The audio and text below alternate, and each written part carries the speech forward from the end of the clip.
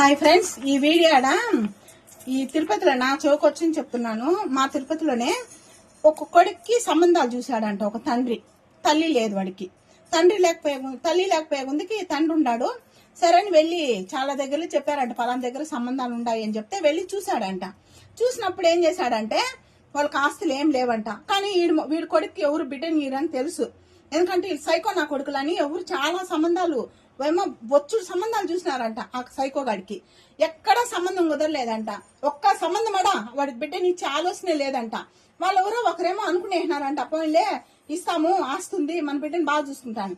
మన తర్వాత వాడేసినాడు ముసలి నా కొడుకు, అదే ఆ పిల్లోడికి నాన్న వాడేమన్నాడంటే ఏమీ లేదు దాంట్లో మనకు కావాల్సినంత ఆస్తుందిరా, మనకెందుకు రా బిడ్డ అని అన్నాడంట. సరే ఆడికి పోయి ఆ బిడ్డ పైన ఆ ఇరుగు పొరుగు దగ్గర ఆ బిడ్డ అట్టాడదని ఆ ఎవరిని అడిగితే ఆ బిడ్డకి ఏదో ఎఫ్ఐఆర్ ఉంది అని చెప్పేసినాడంట వాడు. ఎందుకంటే వాడికి ఆస్తి పిచ్చి, వాడి కొడుకు ఇంకేడ బిడ్డ దొరకదు. కానీ ఇంకా వాళ్ళ కొడుక్కి ఇట వాళ్ళ బిడ్డ నేనన్నారంటే వాడు బైసన్నం పోతుంది, బైసన్నంగా ఉంటుంది కదా. అంటే వాడు అబద్ధం చెప్పుకొని తిరిగినాడంట. తిరుగుతా అంటే అప్పుడు ఇంకొని ఒకసారి మళ్ళీ 2-3 దగ్గర సంబంధాలు ఉందంటే ఆడికి పోయినాయంట. ఆడ ఏం చేసినంట వాళ్ళేమో సరే మళ్ళీ వాళ్ళు మాకు లేదండి ఇప్పుడంతా మా పాపకు మేము పెళ్లి చేయమన్నారంట. అట్లా చాలా దగ్గర చొప్పు కొట్టినట్టు తరిమేస్తా ఉన్నారంట. పోయేదంట పిల్లని చూసి వచ్చేదంట. వాళ్ళకి ఈ సైకో గాడు నచ్చలేదు, వీడికి నచ్చిందని కాదు, వీడిని ఎవరు నచ్చలేదు. అట్ట ఒక అమ్మ బోల్తా పడిపోయిందంట. ఏదలే పాపం అంటే ఆ అమ్మ కొద్దిగా జాలి, అయ్యో దైగుణం ఎక్కువ అనమాట.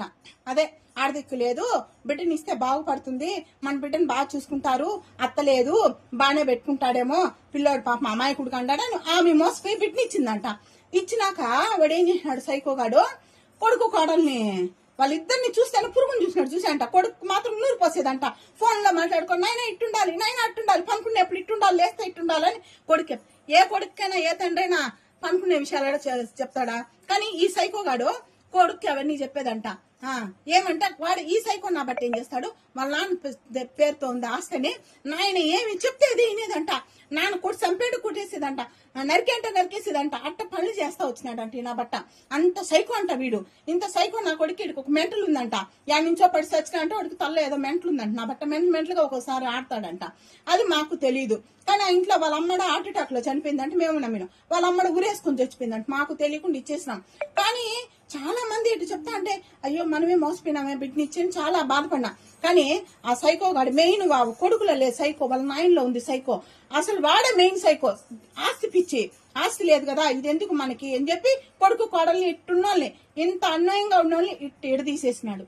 ఇలాంటి తండ్రి అన్న ఉండాడా? తిరుపతిలో ఉండాడు ఒకడు సైకో నా కొడుకోడు. వాడి పేరుతో ఆస్తులన్నీ పెట్టుకొని